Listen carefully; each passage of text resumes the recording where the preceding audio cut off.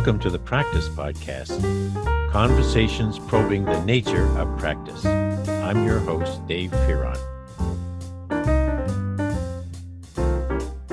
Well, in this conversation with my former student, Mike Hurczyn, I learned that there's an enormous worldwide following of every sort of motorsport that you can think of, from BMX bicycles to the fanciest, most expensive car on the Indianapolis 500 and everything in between.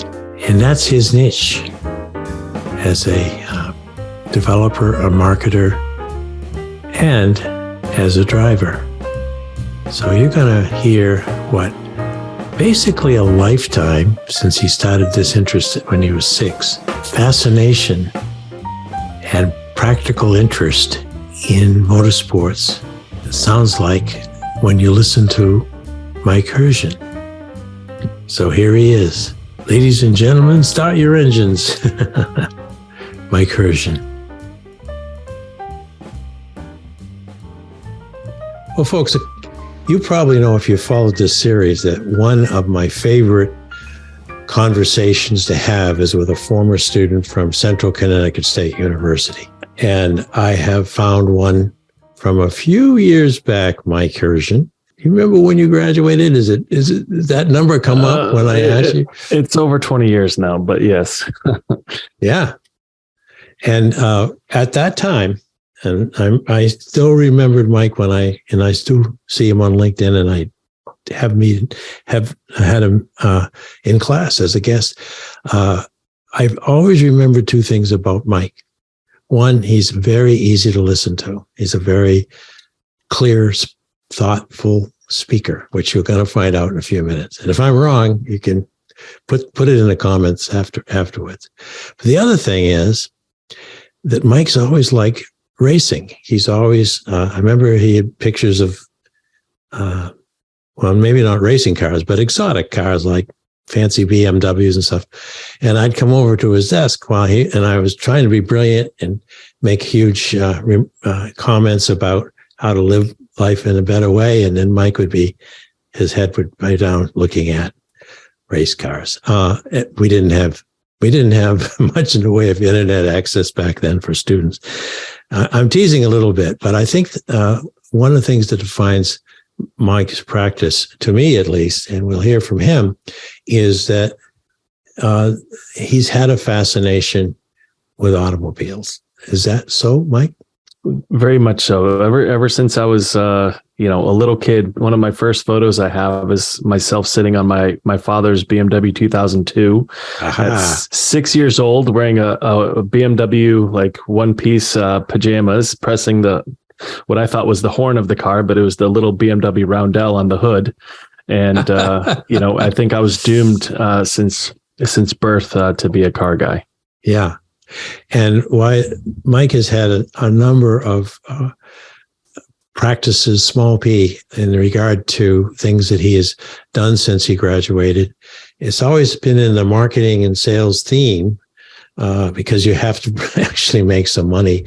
And if you're not going to be driving a race car, from graduation on, and even then you don't always make much money. So you have to have a wherewithal and have a family and all the things that people want. But the car piece has stayed with you. And now tell us what you do about racetracks, races, race drivers. And I heard you say a social influencer who has a few more listeners than I do. Yeah. So, I currently act as an independent consultant for a number of racetracks, Lime Rock Park here locally in Connecticut, and also Laguna Seca out in California.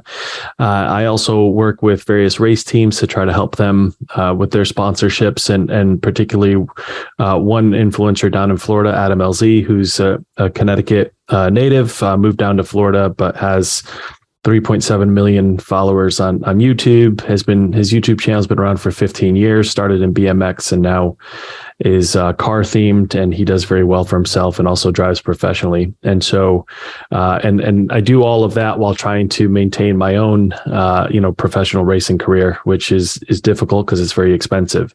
And, it's one thing to get money for other people, and it's a whole different ball of wax when you're trying to raise money for yourself as well. Are you racing at Lime Rock? I have. This year I did 3 professional races at the beginning of the year, but the team couldn't afford to keep that program going. I am going to be racing, hopefully coming up here on Labor Day at the historic weekend that they have in one of my old E30s. And so I try to get out there as much as I can. It's just a matter of finding the right opportunity and the right funding. Before we started the call, you cited an article and a concept with me that I thought sounded quite good. And was it deliberate practice? Is that deliberate practice. And so I'd have to read this article again because it's been a minute since I've read it. But it's basically the difference between, it's by James Clear, jamesclear.com/deliberate-practice.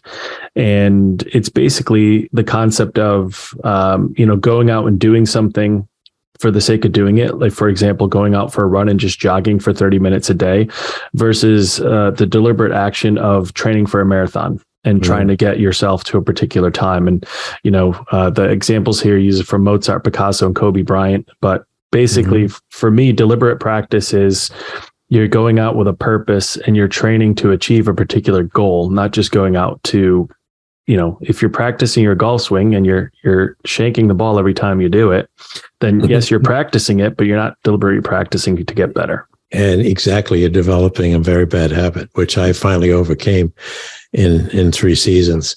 I think therefore, all of your interests since age 6 in automobiles, particularly highly engineered automobiles, with race cars obviously being among those, but not so much all.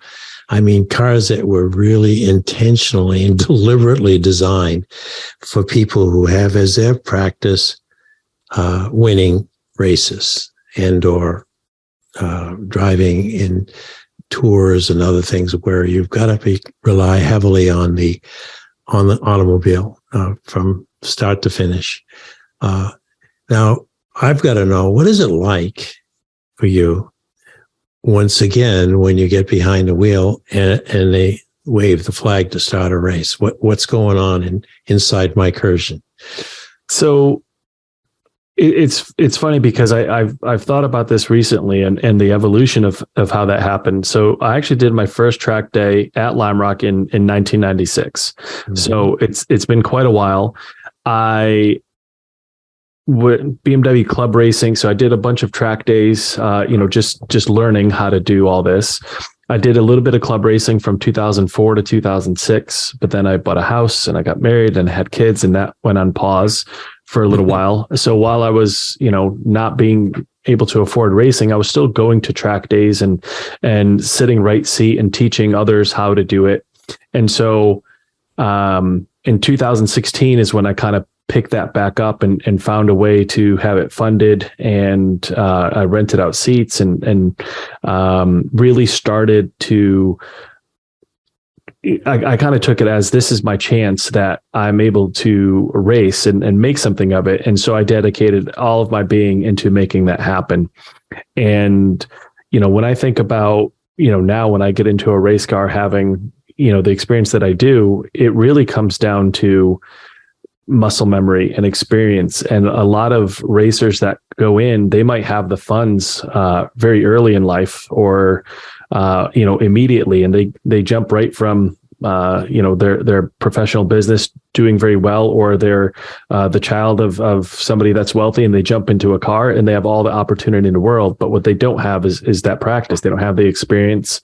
And I mentioned the ride I had in 2016, and like I jokingly used to say that I spent 18 years perfecting how not to go racing. And so now when I got the opportunity to do so, I knew exactly how to do it because I was obsessed with all the aspects of it, just from the cars, the technology, the operations, the logistics of it, all of those things I was just consumed by. And so, once you do it, and you realize what things don't work, it makes it much clearer to identify what things are going to work because you have that experience of failing so many times. Knowing what kinds of things are most likely to work because of all the things you just said, to me is a really great way to explain the payoff for people who have deliberate practice in their lives. Because it's some of the things you've ruled out over time, or Peter Vail has in one of our book Conjectures, that practice is eliminative, meaning that you refine and you throw out the things or set aside the things that aren't working and gives you more of a concentration. So when you're behind that wheel, each time now, you don't have to fumble too much. You kind of know more precisely what you have to do, but also, and this is what they used to call court sense for basketball players or anyone else, you kind of also have to know the whole arena and what other cars are likely to do, and if you have a pit crew that's ready to go, all of the things that go on, including your sponsors and the crowd. So it's a much larger ecosystem, isn't it, Mike? Just to get you behind the wheel and get you put your foot down on that pedal. Yeah. And it's really about understanding and being confident in what you know or what you can control versus letting outside influence come in and impact, what you're thinking about or at the moment. If you need to be focused on, what the car is doing in front of you or what turn's coming up and you're thinking about something completely different, then you're probably going to mess up or potentially hit that car. And you're going how fast at the time? Well, it varies, but you could be going at least 90 to 100 miles an hour. It does not give you a lot of time to decide. It does not. And because things, your sensory overload is, objects are coming at you pretty quickly and you don't have a lot of time to decide. You really rely on, your subconscious and your muscle memory in order to react to those pieces. And that's why when, younger, inexperienced drivers specifically, they tend to hit more things or get into more accidents or miss a corner because they just don't have that experience built up yet. Yep.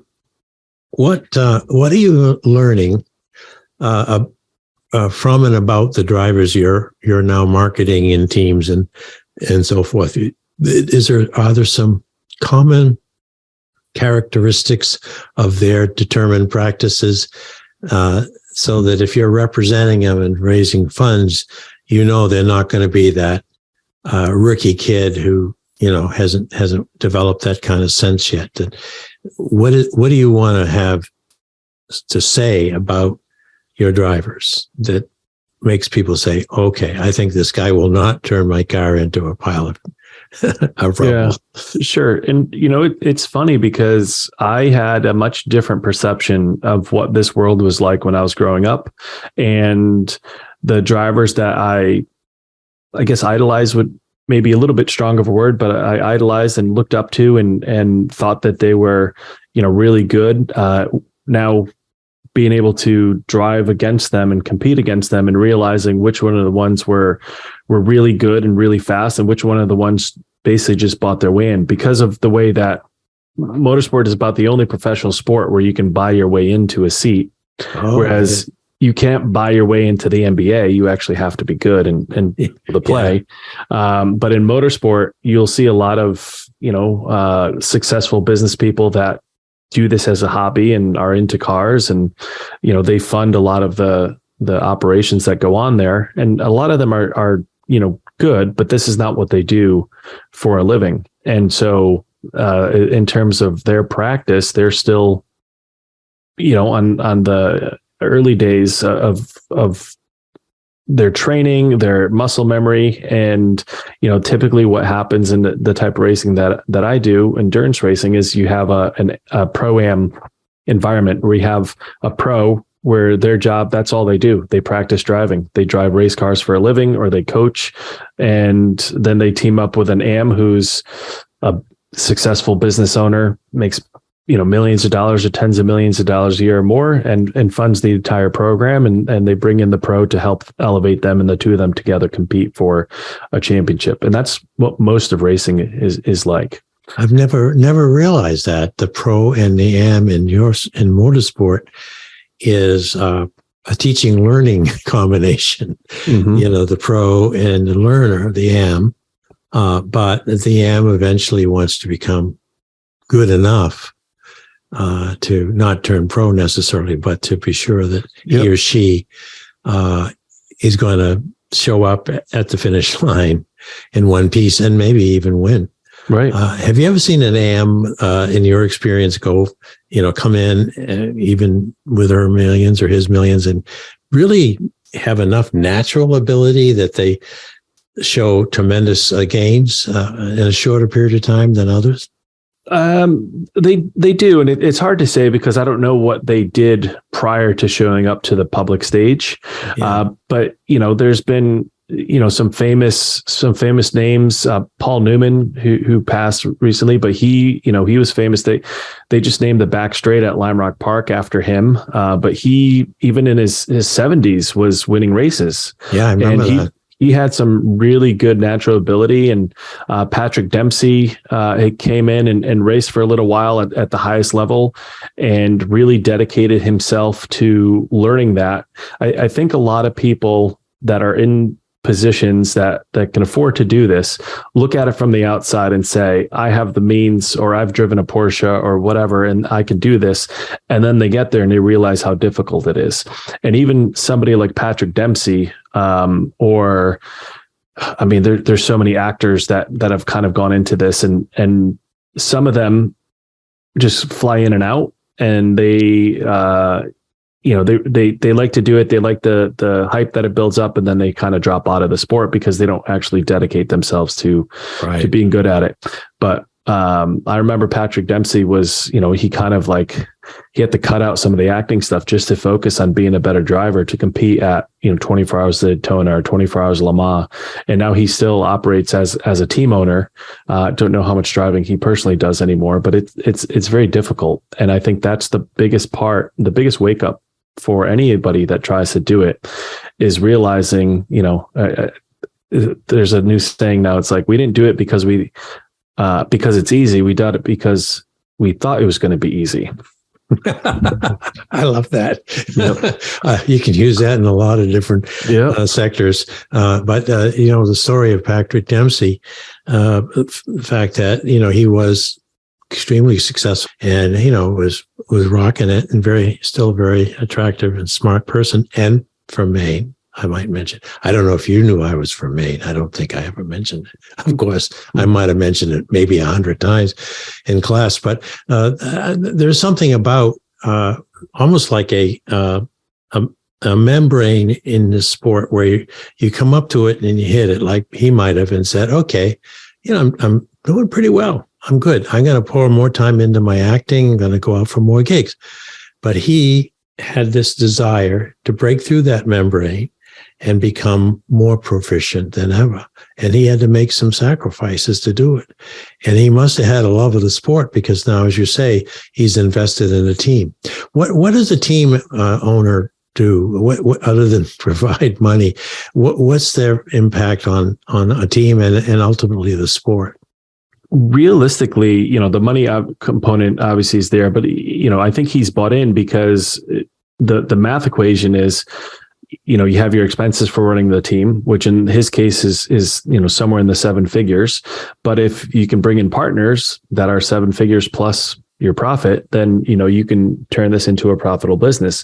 There's, I would say maybe 25% of the teams run that way, and then there's most of the other teams are just spending a lot of money.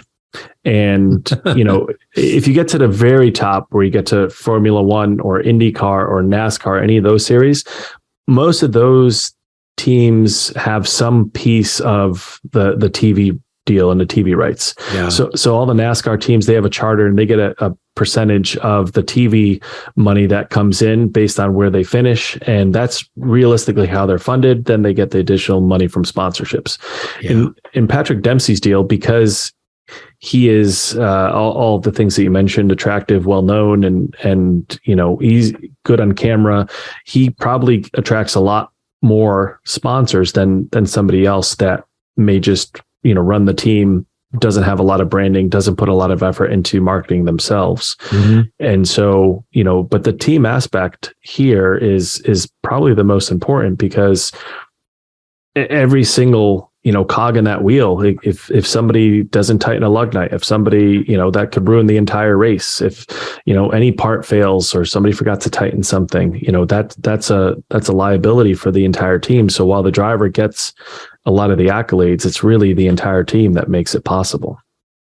We certainly taught a lot about teams and teamwork in the management classes at Central, and I used to try to reach for any and all examples, including some of my exercises that I would design where, you're all in teams and classes. So, but it was like, okay, we're in a chapter on teams. Now, I looked at it as far more seriously than that. But I think if you happened to be a guest in my class today and the students were there and you pointed out how a team that's putting a driver in a reliable, safe automobile, everyone on that team does something critical to the ultimate success, not just the guy steering the wheel and flooring the pedal.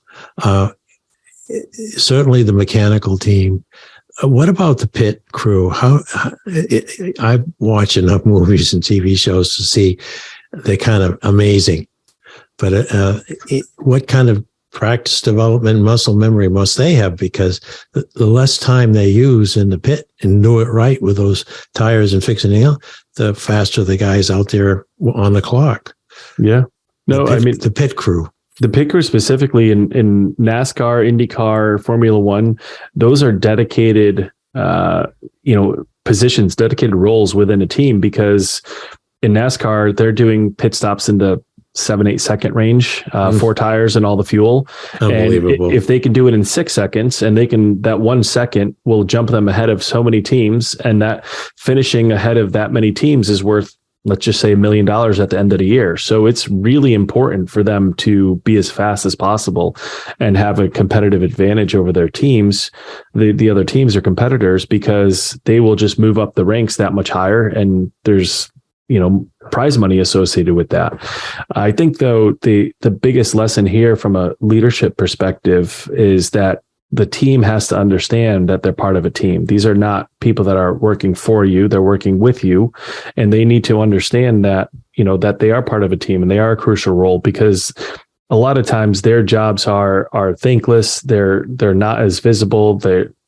It's hot. They're dirty. They're underneath the car wrenching a lot, and they kind of get looked down upon because they're, maybe blue collar jobs. But realistically, without those people being, at the top of their game and feeling like they're part of the bigger picture and the win, they're not going to work and operate at their most effective level.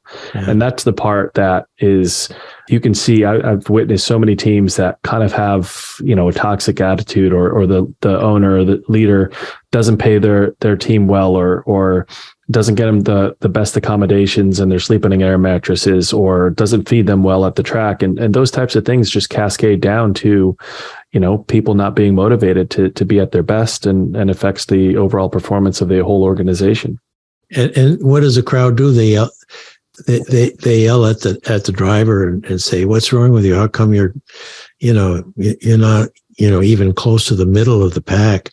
And the driver's sitting in there completely dependent upon that somewhat failed team, and doesn't have the performance he needs from the vehicle, and probably isn't all that motivated either if the owner's kind of setting that culture. So there's another idea for teaching management. It's a clear cut lesson how the entire system of people's interactions, from owner and others, anyone who's connected in ultimately to that vehicle, you can see the results at 110 miles an hour going around a circle. It's quite amazing because they often, as you said earlier, the trophy goes to the driver and the poster with her picture on it goes up on the wall, but it's really a lot more people than that. And the smart drivers would be right there giving credit. Yep. Every time they're on air or anything else. I'm curious about the influencer, your person in Florida. It shows that there's, I guess the jargon would be a fan base for motorsports, and that he has tapped into it. But what are you discovering from his experience helping him with that cause that keeps drawing people and keeps so many hits coming on his website? Yeah, that's so his YouTube channel. Yeah. So honestly, I'm still figuring it out actively with him. And, he's 28 years old. He started his channel 15 years ago as a BMX channel. And he used to ride BMX bikes and make different videos about how to do different tricks and how to take your bike apart and put it back together. And he really built up a big audience doing that. And then as he grew up and he figured out he's very intelligent, went to school for engineering, but also was, doing a e-commerce kind of business on the side out of his college dorm room. He bought his first house while he was still in college. He was doing well enough where he didn't really need to, do much with his college degree. And he didn't want to push paper as an engineer. So decided that he was just going to go all in on what he was doing through his YouTube channel. And as he grew up, he got more and more into cars, and his audience kind of grew up with him and was also interested in learning. And there's a lot of crossover between, the car scene and going to car shows and modifying your car with, skateboarding or BMX or surfing or any of the alternative sports.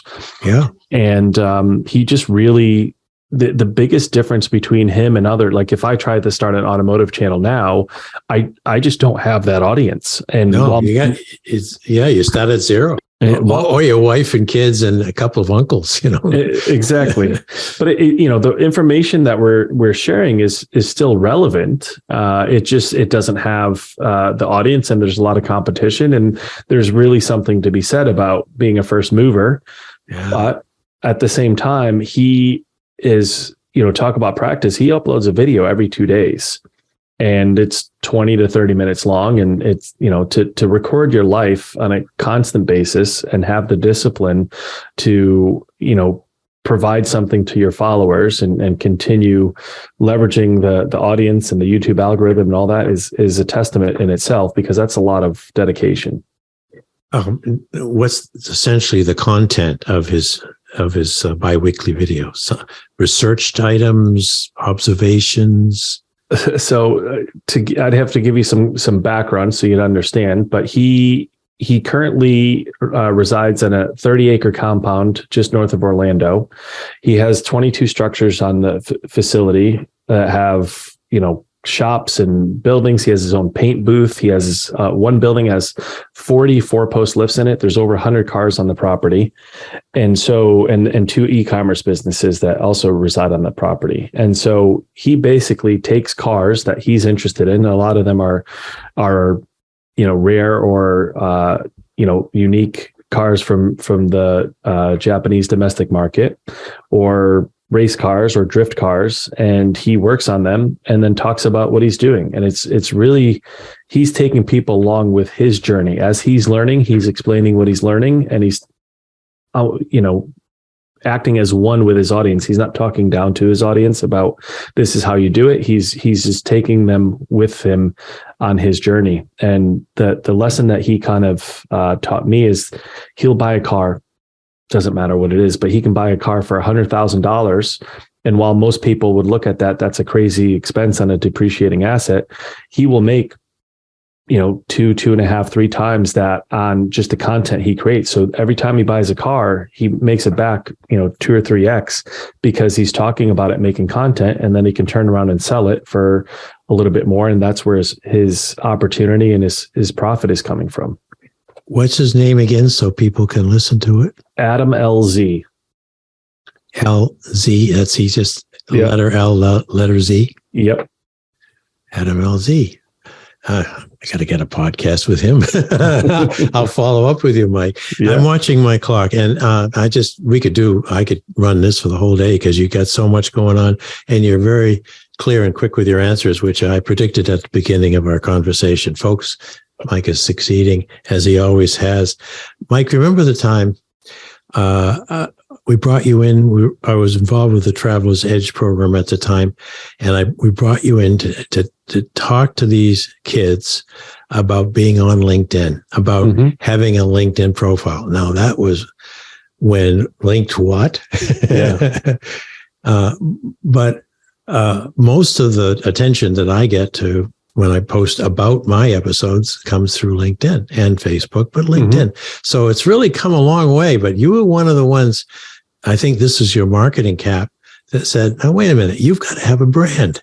It's to these kids. You've got to be a presence on social media long before it was a thing. How do you feel about that prediction now?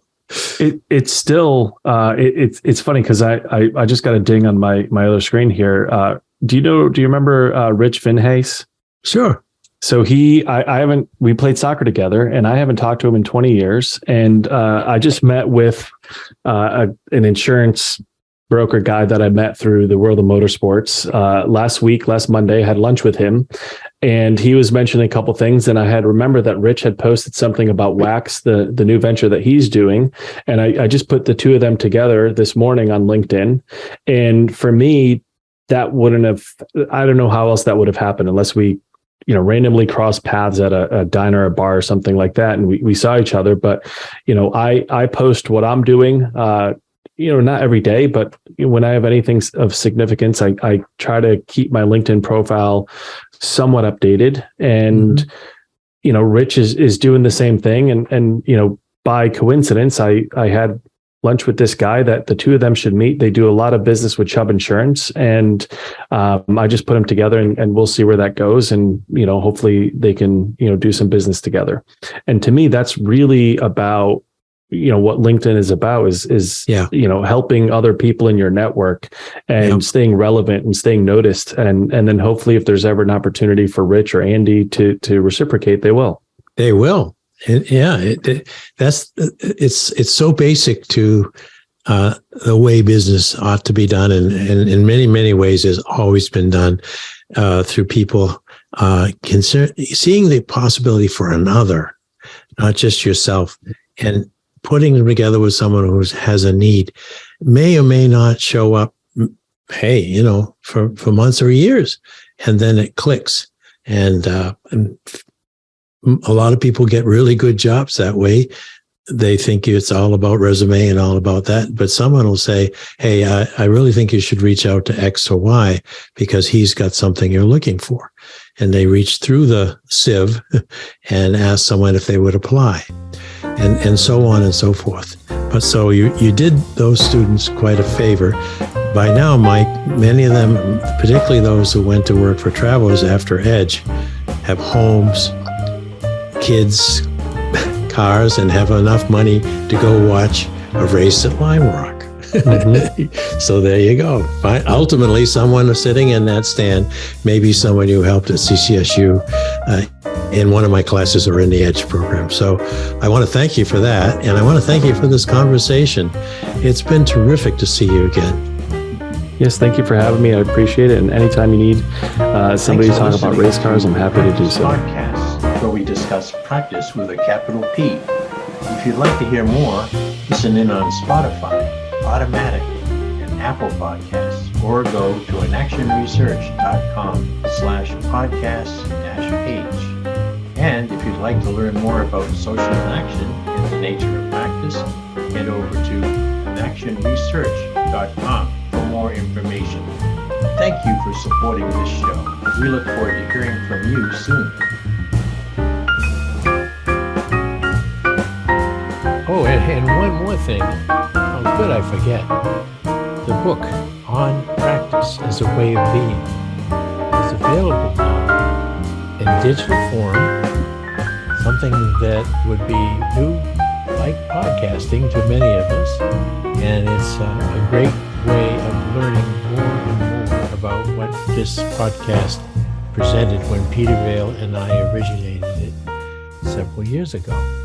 So please come to www.mylibrary.world/practice, and you'll see what I mean. Thank you.